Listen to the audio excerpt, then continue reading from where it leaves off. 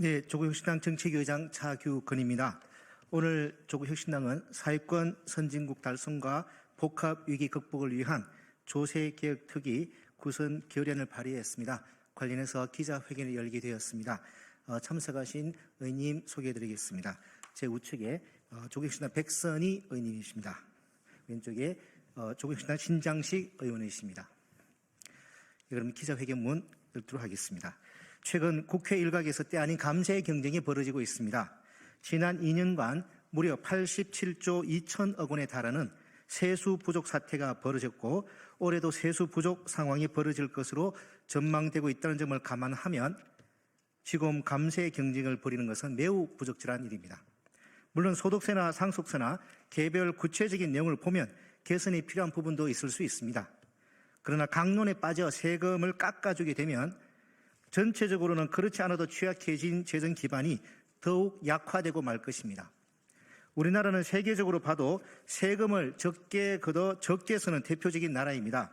2022년 기준 조세 부담률은 23.8%로 G7 국가 평균 26.3%는 물론이고 OECD 국가 평균 25.2%에도 못 미칩니다. GDP 대비 재정 지출 규모도 2021년 기준 38%로 미국의 44.9%, 일본의 44.3%, 독일 51.3%, 영국 48.6% 등에 비해 현저히 낮습니다. 문제는 우리나라는 저출생 등으로 인한 사회 구조적 변화로 인해 재정 수입은 줄어들고 지출을 늘릴 수밖에 없는 상황이라는 데 있습니다.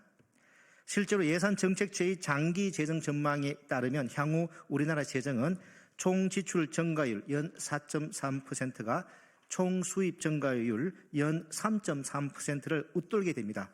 지속 가능하지 않습니다. 게다가 저출산 고령화, 불평등과 양극화, 기후위기 등 우리가 지금 해결해야 할 중차대한 현안이 너무 많다는 것도 문제입니다. 모두 정부의 상당한 재정 지출이 필요한 과제들입니다. 이 문제를 해결하지 않고서는 성장을 기대하기 어렵습니다. 적게 걷고 적게 쓰는 현재의 구조를 완전히 바꿔야 하는 이유입니다. 그럼에도 불구하고 이런 상황에서 개별 세목 각각의 당위성을 근거로 세금을 깎는 데만 열중하면 과연 대한민국의 미래가 존재할 수 있겠습니까? 나무만 보다가 숲을 놓치는 것이 아니겠습니까?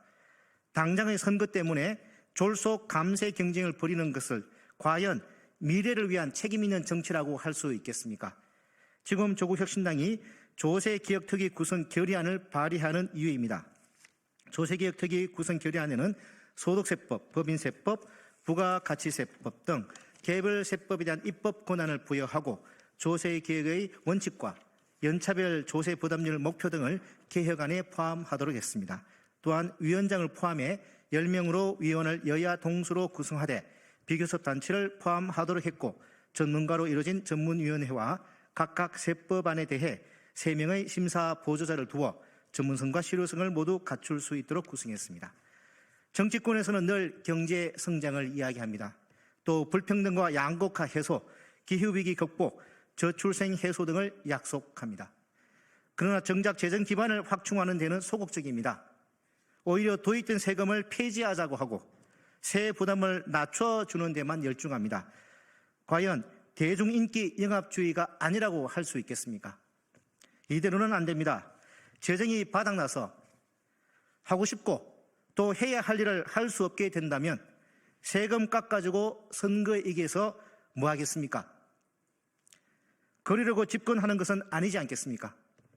아무쪼록 국회 조세개혁 특위를 구성해서 우리 국회가 자멸적인 감세 경쟁에서 벗어나 중장기적인 대안을 마련할 수 있도록 많은 언론인 여러분의 관심과 취재를 호소드립니다. 감사합니다. 예, 수고하셨습니다.